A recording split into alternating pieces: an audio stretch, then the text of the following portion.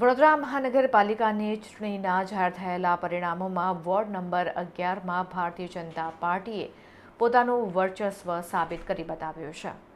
વડોદરા મહાનગરપાલિકાની ચૂંટણીના પરિણામોમાં વોર્ડ નંબર 11 ખાતે ભારતીય જનતા પાર્ટીએ પોતાનું વર્ચસ્વ સાબિત કર્યું છે।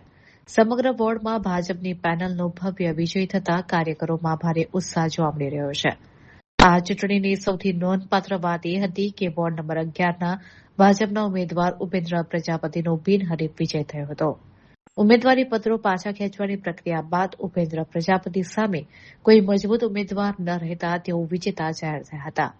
આ ઘટનાએ સ્થાનિક રાજકારણમાં ચર્ચા જગાવી હતી અને ભાજપની મજબૂત પકડનો સંદેશ આપ્યો હતો।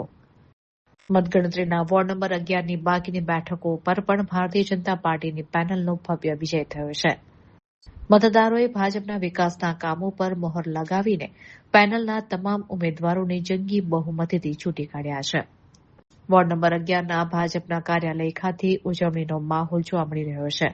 કાર્યકરોએ એકબીજાને ગુલાલ લગાવી ફટાકડા ફોડીને આ ભવ્ય સફળતાને વધાવી લીધી હતી। હવે ચૂંટાયેલા પ્રતિનિધિઓ વોર્ડના બાકી રહેલા વિકાસના કામોને ગતિ આપવા માટે કામગીરી શરૂ કરશે। જે બિલકુલ આ જીત અમારા કાર્યકર્તાઓની વોર્ડ 11ના સૌ જે પરિવારજનો જેમને મતદાન સંપૂર્ણ જે અમારી કર્યું છે, અમારી સાથે અમારી પ્રજા રહી છે, એમની જીત છે અને આ અમારી ભારતીય જનતા પાર્ટીની જીત થઈ છે।